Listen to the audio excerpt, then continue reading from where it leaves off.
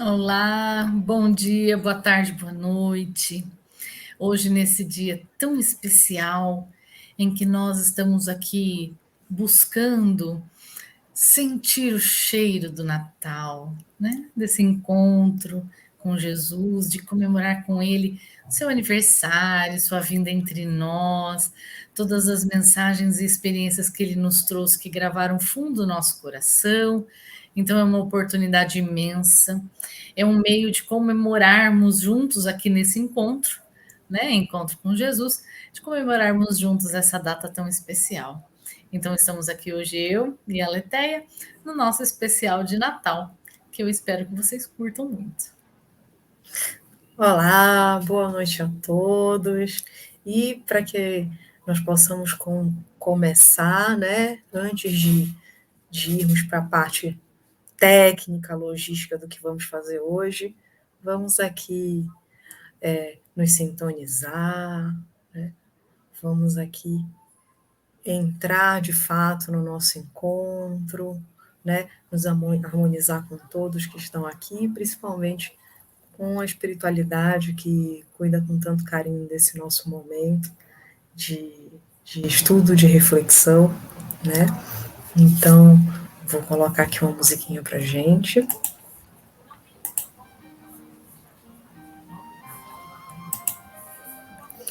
Então, vamos fechar os nossos olhos, elevar os nossos pensamentos,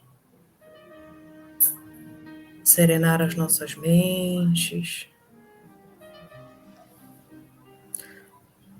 São tantos os afazeres.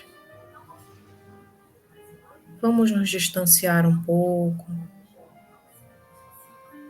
dessa correria, dos afazeres da rotina, do trabalho, para nos conectarmos com a espiritualidade amiga, agradecermos a oportunidade de termos a doutrina em nossas vidas e agradecermos a constante luz emanada por Jesus para todos nós. Agradecermos a presença da espiritualidade que nos acompanha, que nos ajuda. E vamos nos abrir nossos corações para esse momento de reflexão.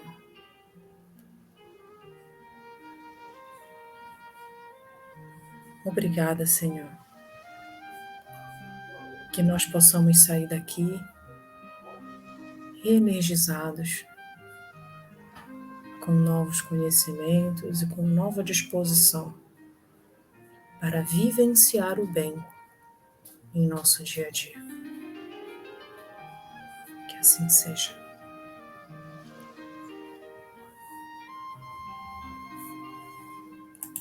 Muito bom, muito bom. Olha, meus amigos, agora eu vou passar a palavra para a Leteia, porque ela vai, até a gente estava falando, né, no começo, quando estávamos nos preparando para esse encontro, a gente estava falando, né, vamos trazer essa história de Jesus que as pessoas já conhecem, mas sabe que, às vezes, entre tantos panetones e bolinhas de árvores de Natal, a gente deixa passar essa história, que é tão linda, né, uma história tão maravilhosa, e que nos encanta os corações porque nos conecta com Jesus e nos faz sentir todo o amor deste Espírito por nós, né? Então é sempre válido a gente contar essa história de novo e que as nossas crianças, os nossos pequenos, os nossos jovens sejam convidados a assistir junto com os adultos, né? Esse momento, retomando essa história de luz. Aproveite, viu, papai, mamãe, tio, titia, vovô, vovó, leve esse encontro de hoje para a sua noite de Natal, né? Para que toda a família reunida em volta da mesa, em volta da sala, da sua árvore de Natal iluminada, possa retomar o sentido do Natal através desse momento em que vamos retratar um pouco daquilo que já sabemos e que muitas vezes é novidade para as nossas crianças e jovens, e a profundidade deste Espírito em nossas vidas. Então, passo a palavra para a Letéia, que vai nos fazer viajar no tempo. Ai, é isso aí, Juliana. A gente já vem a algumas lives, né? A gente veio, na verdade, o objetivo desse estudo é ir traçando aí essa linha até chegar em Jesus. E hoje, né, nós vamos pegar aí uma máquina do tempo e um pouquinho para frente, né? Para quem tem acompanhado a gente parou aqui no exílio babilônico. Quem ainda não assistiu às lives, pode ir lá no YouTube, tem uma playlist com todas elas, aqui no Facebook também, você consegue acompanhar essas lives, né, as lives anteriores. Mas hoje a gente vai pegar aí uma máquina do tempo, adiantar um pouquinho na nossa história, para falar justamente do Messias, né? A gente vem acompanhando as histórias das tribos de Israel, dos reis depois de Israel, até chegar até agora no exílio, e o tempo inteiro a gente vem falando aí, né? Eles falavam, eles esperavam o Messias, e aqui estamos, né? Celebrando o dia da chegada do Messias, né? Uma chegada muito especial, né? E que justamente para mostrar a mensagem que ele vinha passar, ela foi de forma assim, tão simples, tão singela, né?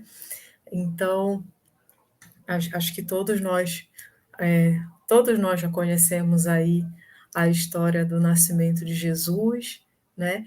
Em que Maria recebeu a visita do anjo, dizendo que dela nasceria, né, esta criança, esse Messias, e ela muito corajosamente aceitou esta missão, em companhia ali também, né, de José, né, que aceitou com ela seguir aí esse caminho, né, e então eles que eram lá de Nazaré, aquela cidadezinha longe, pequena, né, rumaram para Belém, e lá você já conhece essa história, né?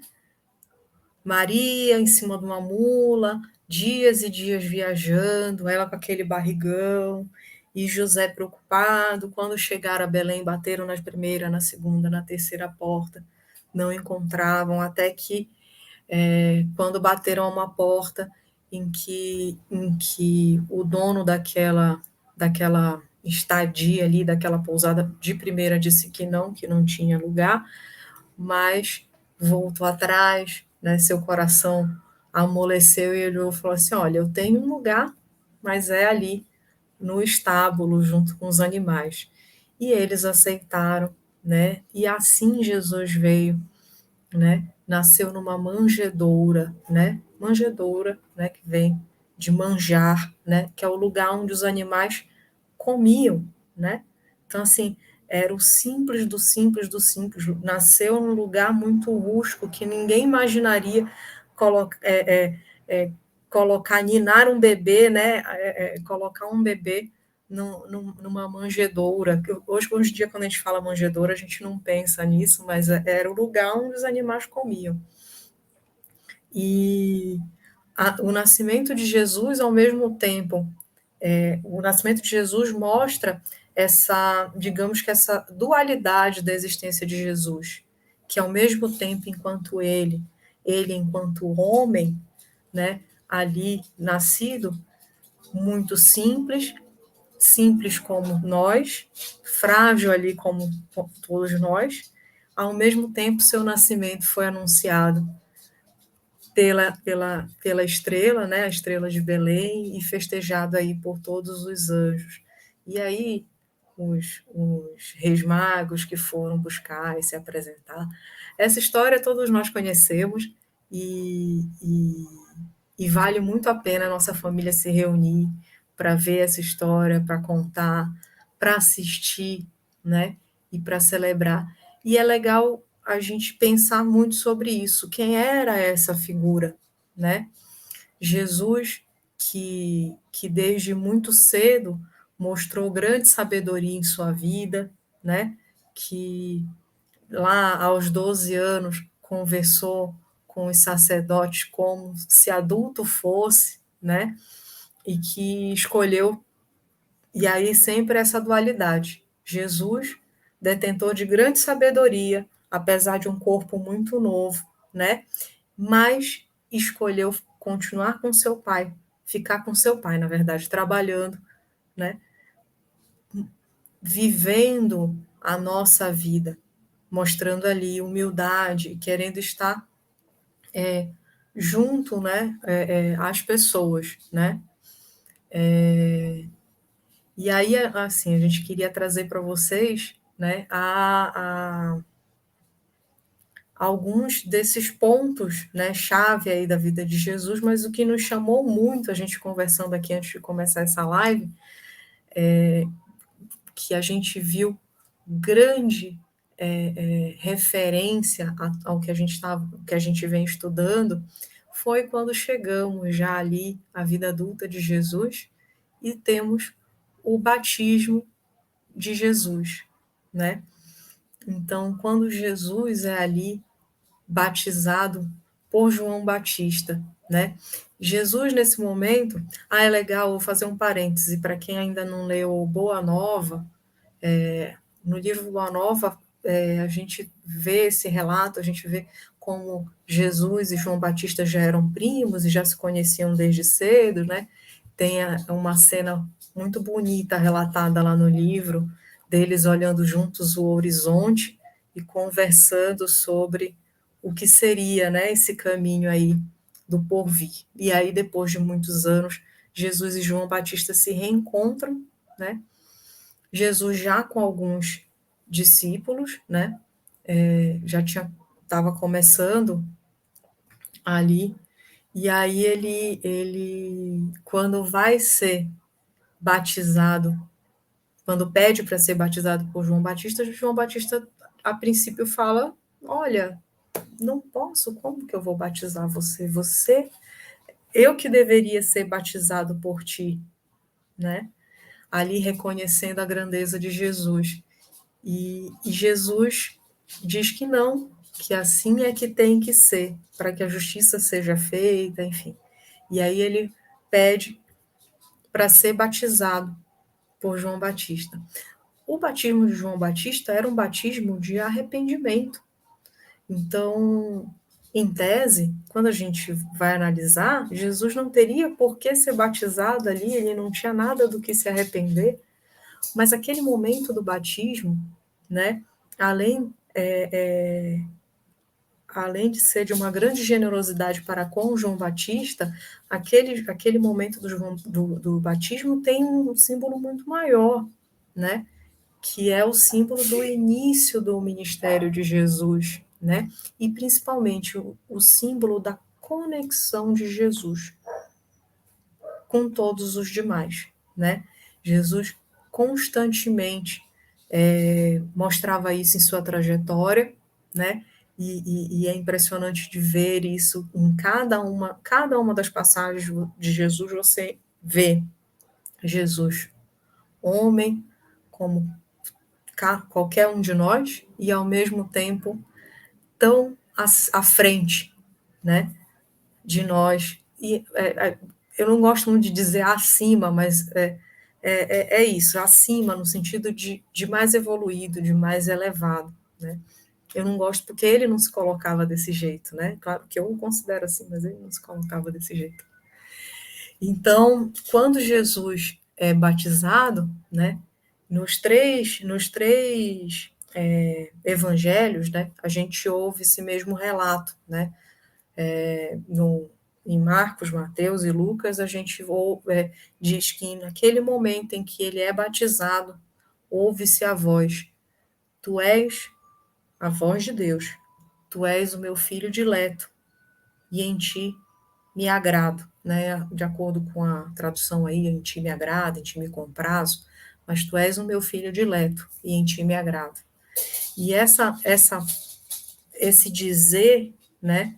Ele remonta aí a várias coisas que a gente viu, né? E tem visto até no estudo do Velho Testamento e nos nossos estudos aqui, porque quando quando se ouve essa voz falando do filho, né?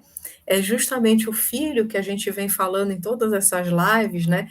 Esse Messias, o filho de Davi, que viria ali, né? Da linhagem de Davi. Pois é este o filho. Esta voz vem para confirmar, né? O que a gente vem estudando aqui, né? E aí ele fala também e em ti, termina falando de em ti me agrado, né? Que faz uma referência ali, é fácil da gente fazer uma referência a Isaías, quando fala do servo de Deus em Isaías. Eu vou ler só o primeiro trecho, que eu achei muito bonito quando eu fui procurar para estudar, e porque lá em Isaías fala assim: Eis o meu servo, a quem sustenho, o meu escolhido, no qual a minha alma se agrada, viu? Em quem em ti me compraz, em ti me agrado, no qual a minha alma se agrada. Tenho posto sobre ele o meu espírito. Ele fará sair juízo às nações, né? É longo, mas vale muito a pena, porque é bem, não é tão longo, mas ele é grande, não dá para eu ler aqui, mas vale muito a pena porque é muito bonito e faz uma referência aí nesse trecho.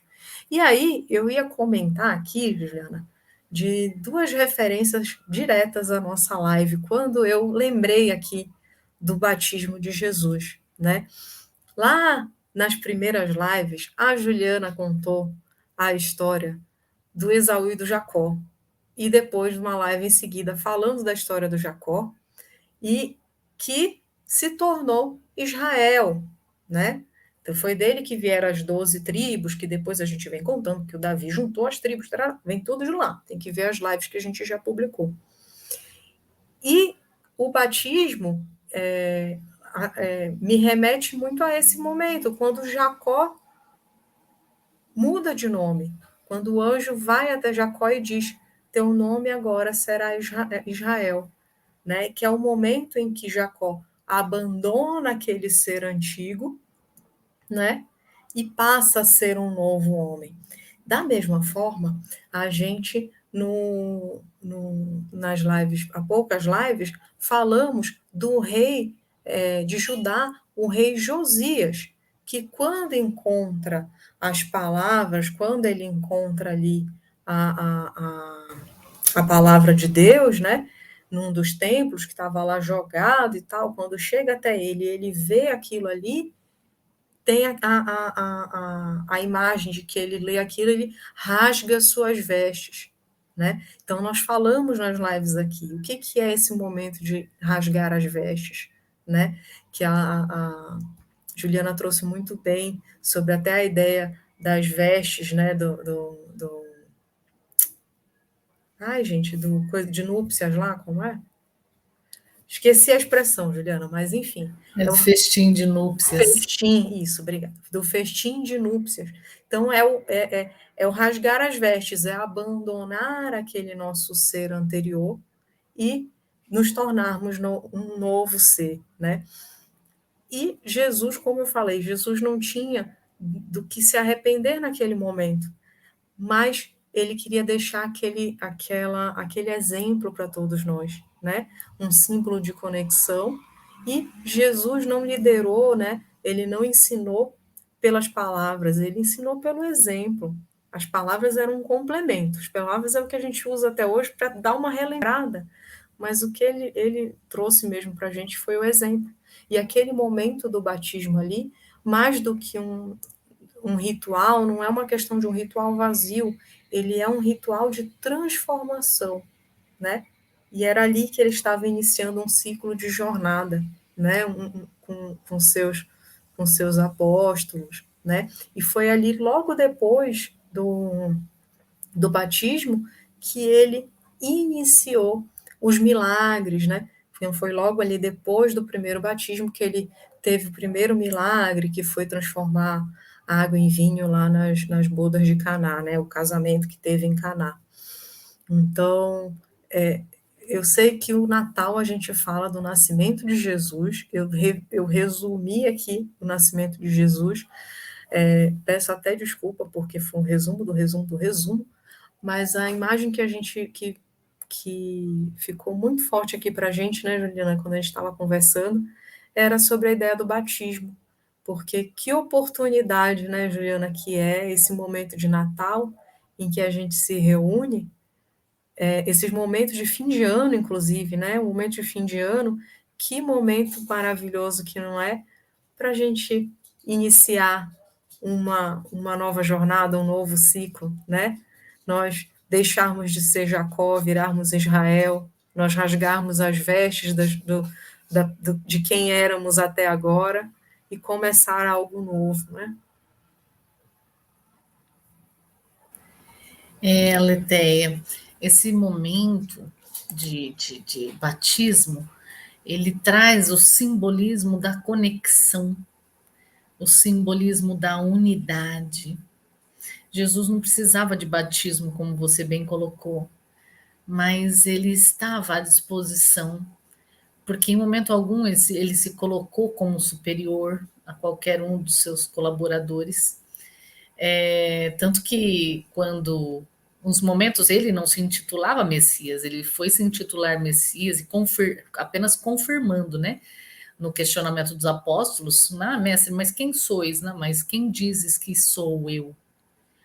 Eles dizem, as pessoas, uns dizem que você é João Batista, outros dizem que você é o Messias esperado, né? E tu quem dizes que eu sou? Né? Então Jesus sempre buscando caminhos de conexão, caminhos de unidade, de integração com o outro, né? As mulheres, elas não eram é, objeto, né? Não eram canal de comunicação a ser tecido com um homem, principalmente em via pública. Né? Então, nunca um homem dirigiria a palavra a uma mulher. Jesus rompe as barreiras dos costumes e dirige a palavra à mulher no poço de Betsaida, né? Convida ela a beber água viva que sacia a sede. Jesus aceita ser ungido com óleo de Madalena, né? Que unge seus pés com óleo e os seca com os cabelos. Convida Madalena a uma vida de maternidade, não a maternidade dos filhos gerados pelo seu ventre, mas a maternidade que a gente pode exercer como mãe dos filhos de outras mães, que tem ainda mérito maior, né? Jesus adverte Pedro após o seu desencarne, quando Pedro lhe pede a oportunidade, quando ele abre, ele funda a Casa do Caminho, ele pede oportunidade de trabalho, pede a Jesus que envie pessoas para que ele possa acolher e receber, iniciando esse trabalho que ele seguia os passos do mestre. E Jesus então adverte Pedro, né, ao final de um dia onde Pedro rechaçou muitas pessoas, rechaçou ladrões, rechaçou prostitutas, né? Ele adverte Pedro: Pedro, eu te enviei muitas pessoas, né? Porque Jesus estava entre os leprosos, estava entre as prostitutas, estava entre os ladrões, estava entre os desvalidos de toda sorte. Então, Jesus era o ponto de conexão. Naquele momento, naquele tempo da humanidade, onde as cidades, né, elas eram cercadas. É daí que vem o termo, inclusive, marginal, né, aquele que fica às margens dos muros da cidade, aquele que não é admitido dentro dessa cidade, dentro dessas muralhas, porque de alguma forma ele não atende às expectativas daquela coletividade. Então, no mundo onde tudo que não atendia os interesses individuais era excluído, era colocado à margem, onde as pessoas, para mendigarem, precisavam de mantos, precisavam de túnicas concedidas pelo governo para poderem mendigar até nos muros das cidades. Jesus era o ponto de conexão. Jesus era aquele que estava entre aqueles que ninguém gostaria de ter perto, não é? Quando Jesus se senta e, e profere o sermão do monte, ele estava cercado de pessoas totalmente desvalidas da sorte, que não eram enxergadas, eram invisíveis àquele agrupamento de espíritos que viviam no conforto da cidade, que decidiam nas praças, nas ágoras, né? Então, Jesus era a conexão. Jesus não era ignorante, não era doente, não era miserável, e estava entre os ignorantes, doentes e miseráveis, criando a conexão entre eles e aqueles que se sentiam autoridades naquele tempo. Né? Então, tudo que Jesus, como a Aletheia bem colocou, tudo que Jesus veio fazer, ele não veio dizer, ele veio fazer. Nenhum dos 4 evangelhos foi escrito por Jesus. Todos os 4 foram escritos sobre ele. Jesus nada escreveu, ele apenas viveu. E foi a vivência de conexão de Jesus que deu origem a esses 4 evangelhos e a comemorarmos o Natal até a data de hoje. Hoje em dia nós falamos sobre o mundo líquido, né?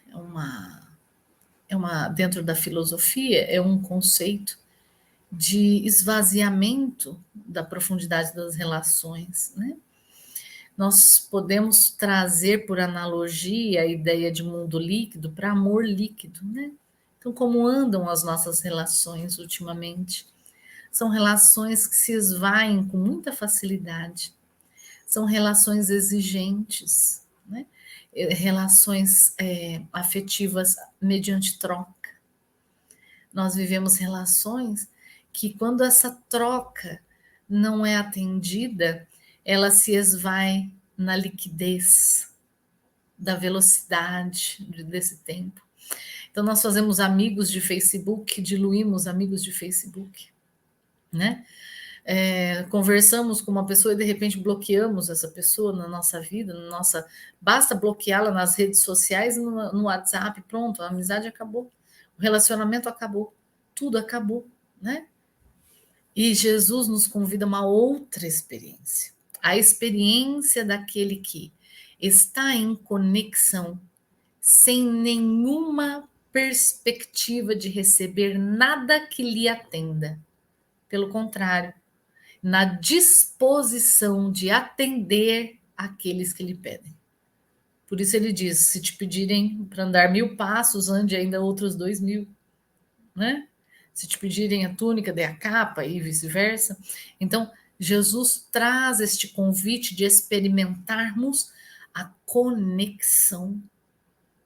E é interessante nós tratarmos sobre isso, porque quando nós falamos de Jesus dentro da doutrina espírita, nós estamos falando de um espírito governador do planeta Terra, que assume o encargo de vir ao nosso mundo para trazer ao conhecimento psíquico do espírito encarnado uma lei, a lei divina, conhecida como lei de amor. Dentro da doutrina espírita, conhecida como a segunda revelação. A primeira revelação com Moisés, que através dos 10 mandamentos vem equalizar a relação de troca da criatura para com a criatura, né? Vem amenizar a ideia da lei de Talião, né? Da lei de vingança, né? Através da lei de Talião, reequilibrando as relações. Na sequência vem Jesus, trazendo a lei de amor, e depois, na sequência, Kardec codificando a doutrina espírita através do Espírito da Verdade. né? Então, nós, dentro da doutrina espírita, observamos Jesus e o catalogamos como um espírito de altíssimo grau, um espírito crístico, desde a formação do nosso planeta, que participou da formação do nosso planeta, como nós podemos ver no livro A Caminho da Luz, participou da formação de todos os componentes genéticos desse planeta, de todas as plantas, de toda a natureza, né? Planejou a existência, né, a existência física de todos os princípios espirituais e espíritos que aqui viessem a existir, né? E cuida do progresso de cada um desses princípios espirituais. Hoje nós temos mais de 8 bilhões de espíritos encarnados. E na conta das comunicações espirituais, nós temos 3 vezes este número de espíritos desencarnados. Essa é a incumbência de Jesus. A gente às vezes não dá conta do marido, né? Não dá conta da esposa, não dá conta da mãe, do filho. Jesus dá conta de mais de 3 vezes 8, 24 bilhões de espíritos. Fora os princípios espirituais, e quando nós falamos de princípios espirituais, nós estamos falando na conta de 3 a 7 trilhões de células que compõem cada organismo físico e que são consideradas princípios espirituais, segundo a comunicação do Espírito da Verdade na Revista Espírita. Então, esta é a atribuição deste Espírito. Mas, olha que interessante, e aqui eu quero levar vocês para fazer uma viagenzinha, né? Para dar uma navegada comigo. Digamos que todas as comunicações dentro da doutrina espírita a respeito da realeza de Jesus não sejam suficientes para convencer seu coração de que a conexão proposta por este espírito é o nosso processo natural de desenvolvimento e felicidade. Digamos que a gente precisa entender melhor esse processo, para entender melhor qual é o papel de Jesus nas nossas existências. Então vamos viajar um pouquinho, né? Quando nós pensamos em humanidade, nós pensamos assim: o que é que não está dando certo? A gente vê, além, lógico, evidentemente, de todos os cataclismos, né, e fenômenos naturais, a gente vê cataclismos nos relacionamentos. A gente vê diariamente grandes dificuldades.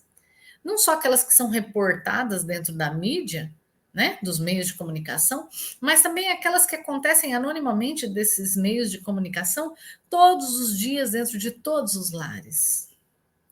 Nós temos uma avalanche de medicamentos psicotrópicos sendo consumidos.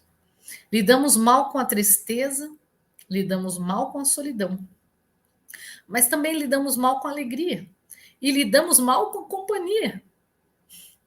Quando estamos solteiros, reclamamos porque somos solteiros. Quando casamos, reclamamos do casamento.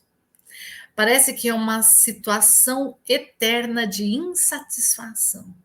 O que é que há de errado com a gente? Né? O que há de errado com a humanidade?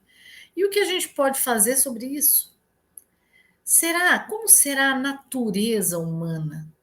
Né? Será que a forma como nós nos relacionamos uns com os outros não tem nos conduzido a esse processo de insatisfação? Dentro da cultura ocidental, é muito estimulado o eu, o individualismo, a competitividade. Nós somos criados para sermos melhores, não melhores do que nós mesmos, melhores do que alguém, melhor do que um amigo de sala, melhor do que um vizinho, melhor do que um companheiro. Nós somos educados a sermos competitivos, a superarmos o outro e a nos satisfazermos nesse processo de superação. Cria-se uma ilusão de que quanto mais se supera, quanto mais se alcança, em especial através das conquistas materiais, mais felicidade se tem. É como se a gente chegasse numa conta matemática onde $1 bilhão é felicidade nível 1, 2 bilhões de dólares dobra a felicidade, né? E o que a gente observa é que não é assim. Tantas dores acontecem em lares tão ricos, tão abastados. Pessoas com grandes conquistas sociais, reconhecimentos públicos, sofrem os mesmos flagelos. Muitas vezes a sensação de solidão, a sensação de vazio íntimo, a sensação de tristeza inexplicável que nos rouba as noites de sono, não é? Então esse individualismo, essa que nos é trazido, né, essa competitividade, essa separatividade do eu para com você, não nos faz bem, não nos traz sensação dobrada, triplicada de bem-estar, conforme fazemos as conquistas nesta perspectiva, não é mesmo? Talvez então esse conceito que nos foi trazido de individualidade, de individualismo, talvez não seja aquilo que nos faz bem, porque nós estamos caminhando nele há alguns séculos e não está dando certo, né? Eu costumo brincar que time que está ganhando não precisa trocar o treinador, mas no time que está perdendo a gente precisa dar uma revisada, né? E esse treinador, esse conceito ocidental, público, social, né? Esse costume, essa ideia social, ela não vem de agora, né, gente? A gente olha lá desde antes de Jesus. Na história da época de Jesus, quanto Jesus, a vinda de Jesus e a colocação dele como sendo o Messias, o rei dos judeus, provocou a ira, o medo, a inveja das autoridades dos reis da época, né? Quanto isso mexeu com todos eles, porque a ideia era quanto mais poder, mais felicidade. E não havia limites para isso, né? Então, nós viemos ao longo de séculos arrastando uma ideia que, na verdade, é ilusória, porque todas as experiências constatam o contrário. A ideia de separatividade não nos traz felicidade.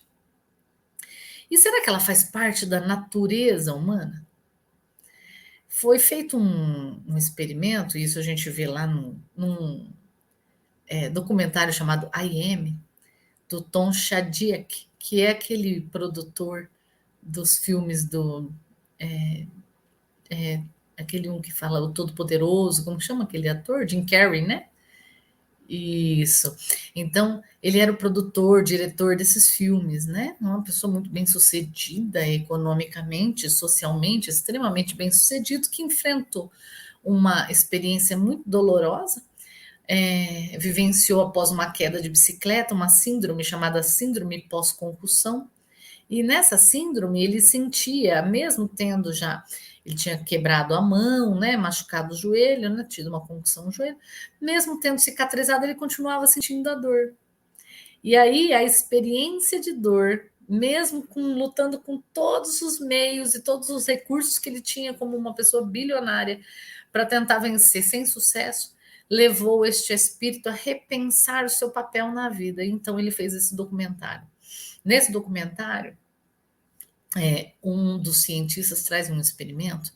Ele diz que foi feito um experimento para observar o comportamento dos animais, de um grupo de servos, né? E aí observou-se que que era a ideia? Eles precisavam ir até um açude para beber água. Tinham 3 açudes. Só que o animal, dentro da vida selvagem, ele está em risco. Então ele pode ser atacado por um predador a qualquer momento. Então escolher em qual açude vão beber água é uma questão de sobrevivência. Não é simplesmente em qual copo eu vou beber, né? E aí, esses servos, esses animais, eles olhavam, eles começaram a observar, porque a ideia, o que era? A ideia era que, muito provavelmente, o alfa, o servo alfa, o líder, iria decidir por toda a manada. Ah, aquele ali é o melhor açude, então vamos lá, minha gente, porque eu sou o mais velho, eu sou o mais experiente, o mais forte, venci todas as batalhas até agora, sou o rei da manada, vamos tomar ali. Mas o que os cientistas observaram é que isso não aconteceu. O que aconteceu é que eles observaram que, ao longo daquele momento em que eles estavam se alimentando, os servos, quando começaram a sentir sede, erguiam a cabeça e miravam para um determinado açude. E quando 51% virava para o mesmo açude, todos caminhavam para ele e iam beber água lá. E aí eles pensaram, puxa vida, mas né, não era o líder, o alfa, né? De repente todos os servos indo e o alfa, cadê todo mundo? Me perdi aqui, né? E aí o alfa tinha que correr atrás da manada e ir lá beber com eles. Então, e eles observaram que isso não foi uma situação aleatória, isso se repetia ao longo dos dias. Todas as escolhas eram tomadas pela coletividade. Eles decidiam em conjunto. Uma democracia no DNA biológico da criatura. Isso a gente observa nos cardumes, com os peixes, a gente observa naqueles grupos de aves que de repente viram para cá e de repente decidem virar para lá, e assim eles seguem a vida deles, todos tomando decisões em conjunto, não em competitividade, não em quem sabe mais e se sobrepõe. Aí volta em Jesus. O que Jesus propõe? Me batizo com João Batista, me integro neste grupo, me conecto com esses espíritos. E com eles caminho, me conectando com todos que estão ao meu redor. Independente das suas crenças, independente das suas ideias, independente da sua condição física. É conexão. Olha que interessante. E não para por aí, né? Esse Tom Shadyac, ele traz para a gente também alguns outros experimentos. Ele traz alguns experimentos de alguns cientistas, esses cientistas trazendo ali no documentário essa experiência, de que nós temos aquilo que eles chamam de neurônio espelho, né? Então, assim, quando você vê alguém sofrendo, você sofre. Já viram vídeo cacetada? Às vezes a pessoa bate aquele pé ali, né? Bate, né, ó, o tornozelo em algum lugar, você faz, né? Não é você quem tá batendo, mas, né? A gente vê qualquer vídeo de acidente, nós sentimos, né? Parece que sentimos aquela sensação dolorosa, né? E a ciência estuda isso. Por que nós temos essa reação?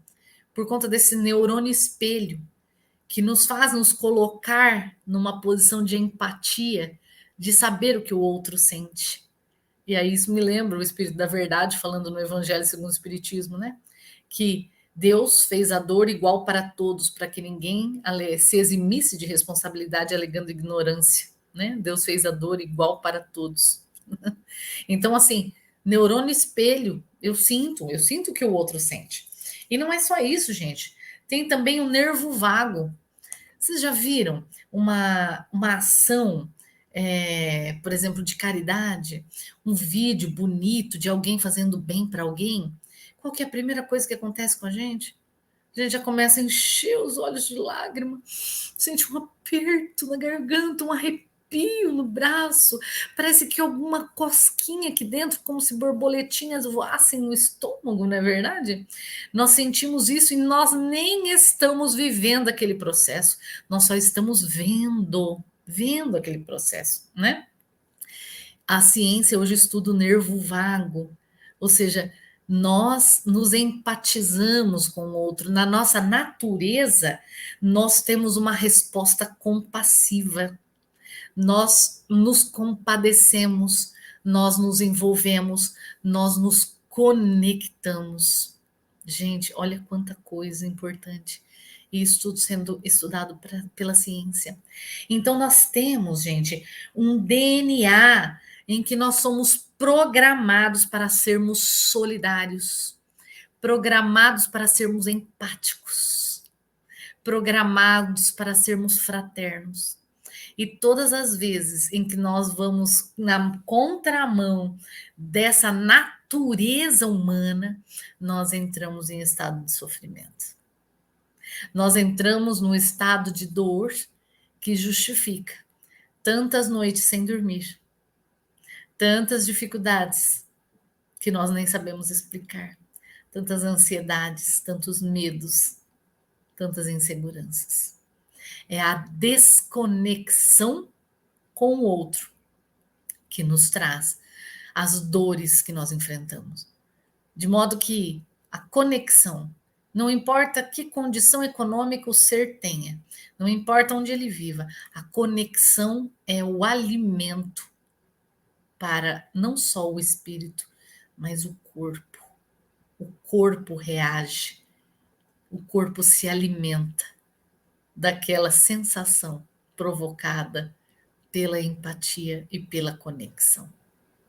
Então, quando Jesus nos chamava para amarmos uns aos outros, ele nos chamava para vivermos a nossa própria essência.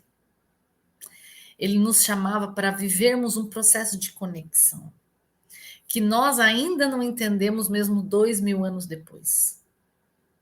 E que Jesus já compreendia e veio como sendo um porta-voz divino dessa lei de amor para nós, não pelas palavras, mas pelo exemplo.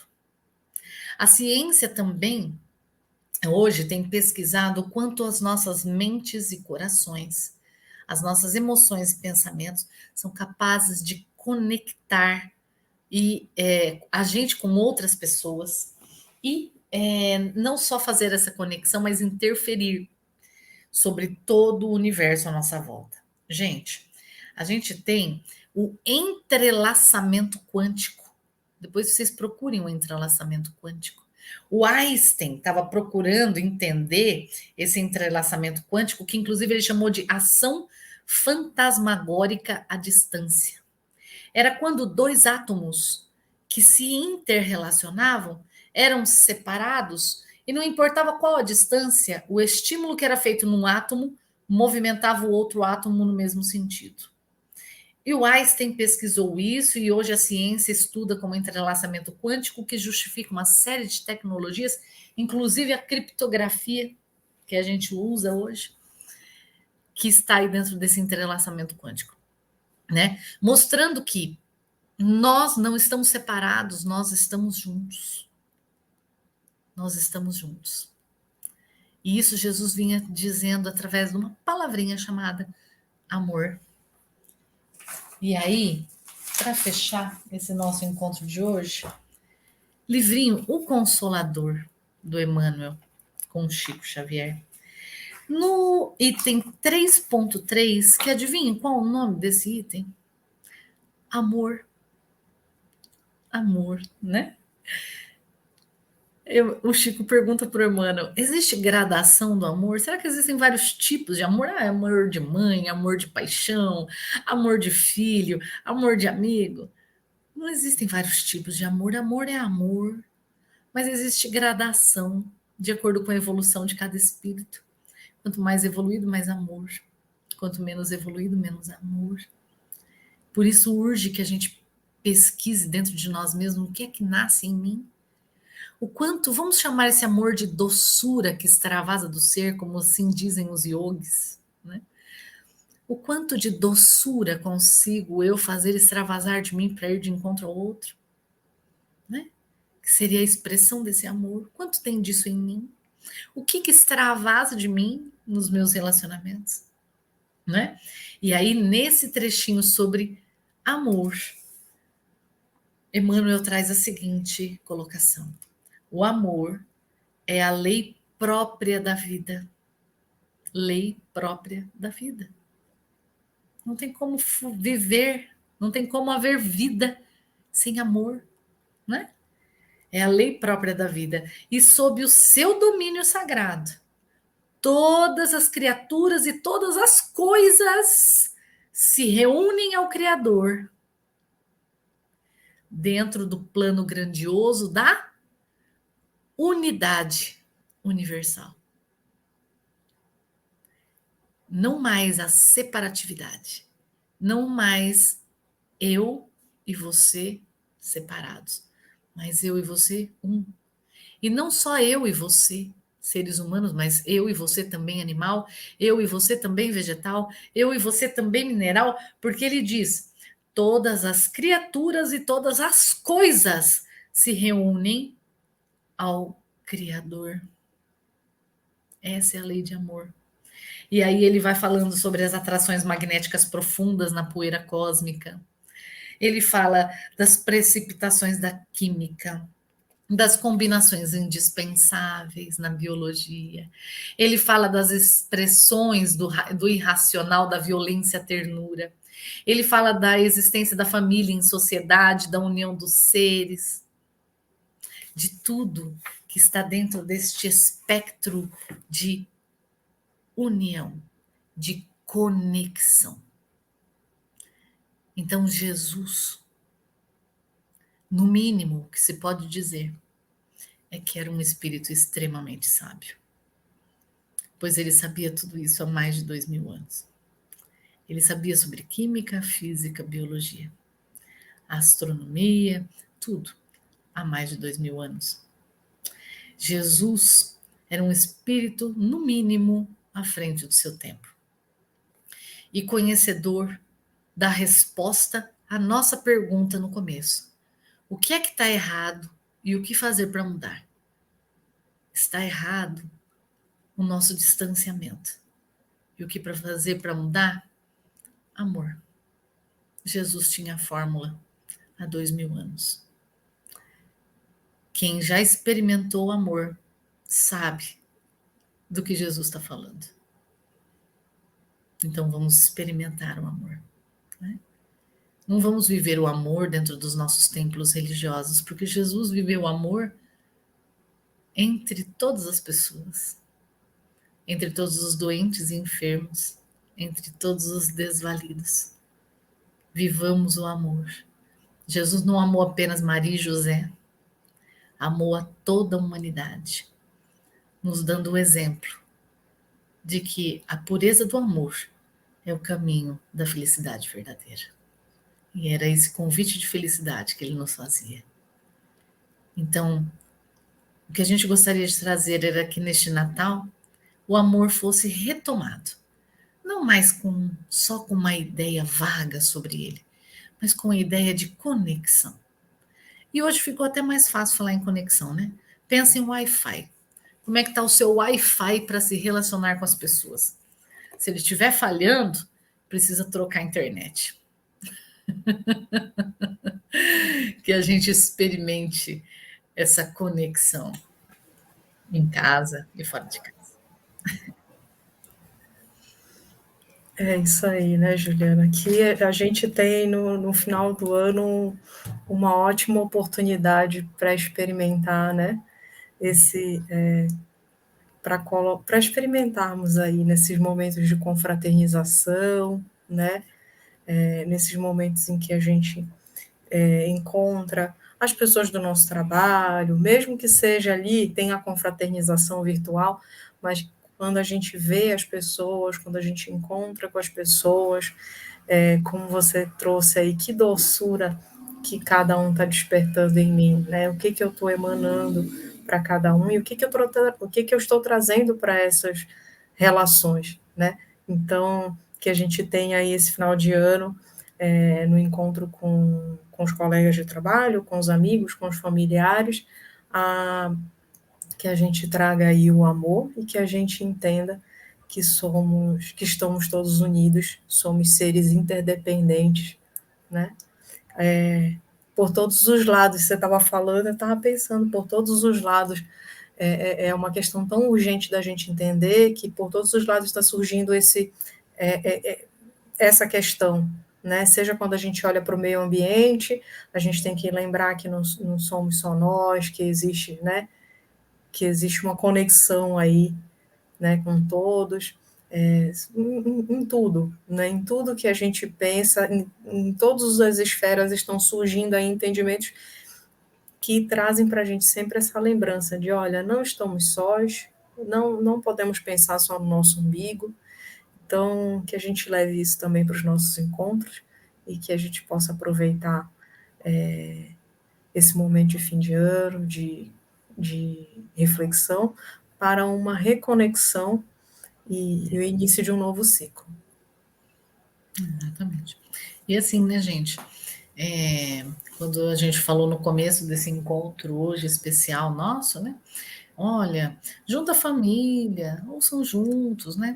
Essas são reflexões tão importantes, né? Elas cabem a todos nós. Cabem aos espíritas, aos católicos, aos evangélicos, aos ateus, até aqueles que não acreditam em Deus ou na pré-existência da alma, não importa.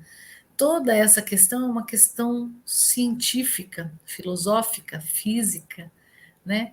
Que cabe a todos nós. Então, mal não faz, né? Vamos reunir todo mundo, vamos ouvir essa live, vamos retomar Jesus nas nossas existências, vamos divulgar esse trabalho para que ele possa chegar ao coração de mais espíritos, propondo encontros com Jesus.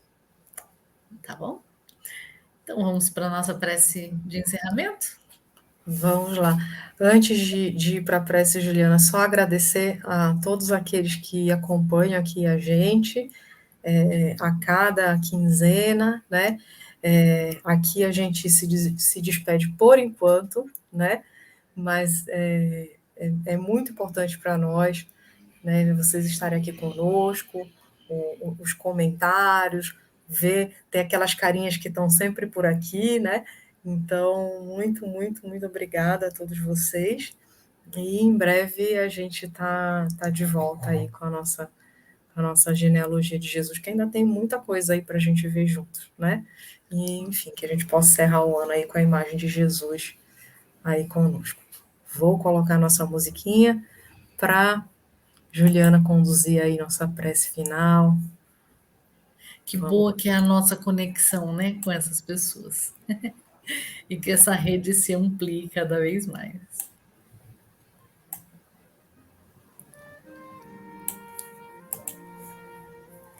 Então vamos lá? Vamos então respirar profundamente e sentir as doçuras do tempo de Natal. A tranquilidade deste momento em que somos convidados a lembrar de Jesus. O como a terra parece que se enche de flores. Renovam-se as amizades, reatam-se laços rompidos. O perdão fica mais fácil, a conexão se estabelece. Como é bonito ver as famílias reunidas nos tempos de Natal.